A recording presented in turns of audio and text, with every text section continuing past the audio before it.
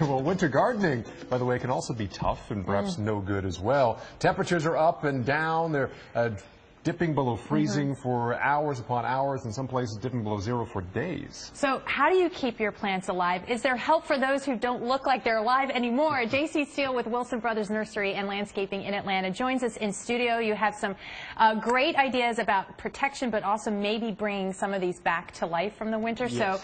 So we've got a picture for you and want your expert advice, okay? Take a look at this.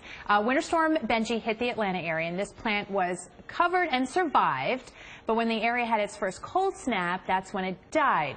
Or did it? Is it a goner? Can it come back? That's a little fig tree, I believe. Yes. Yeah. Yeah, you know, with that one, it definitely looks like it got hit by the cold. You know, I saw on the one picture there, somebody scraped the bottom of it, and which is a good thing to do if you have a question about if it's alive or not. When you scrape that, if it's brown on the inside, it's more than likely going to be dead. You know, if there's a little bit of green in there, there's hope for it. You know, what I would do is cut it all the way back, kind of let it start over. No new growth is going to grow on the dead growth. So cut it back, let it put out some new growth, and, you know, just kind of keep your fingers crossed. And bring it inside. Bring it inside. Okay. Yeah, with that one, you know, even if it was outside covered up, it's a, you know, the fiddle leaf fig's a temperamental plant.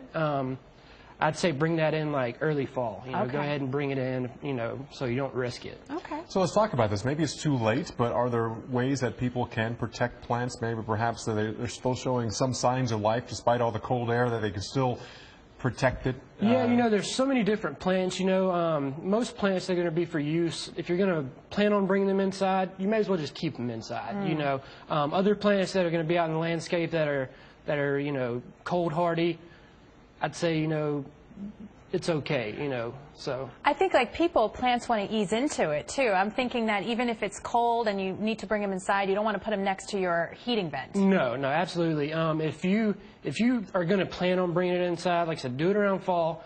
To get it acclimated, sometimes I, you know, will bring mine in to the garage first, kind of let it, you know, adjust, and then as you bring it inside, turn your heat down for a couple of days, let it get it acclimated and adjusted, and that's going to be the best route to take.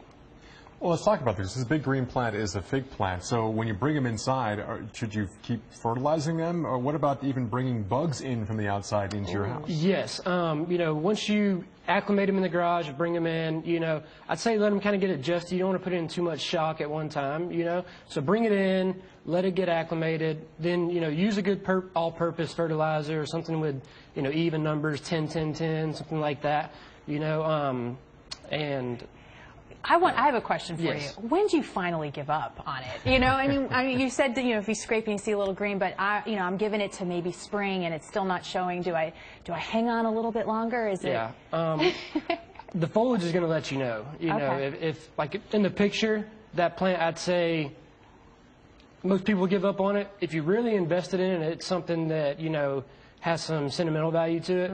Cut it back. You know, for the most part, if the foliage is brown and wilting, it's going to be really hard to bring back. It's going to be an uphill battle. It's scary, I got to tell you, to cut it all the way back. We have had those bougainvillea potted, and we bring it in and out, and every time we bring it in, it loses all its leaves, and it's very scary, and we cut it back, and somehow it finds its way back. So I say, hang on. And a quick rule of thumb, I mean, these are kind of tropical type plants, so what's the rule of thumb, the minimum temperature you need to take these plants in from outside?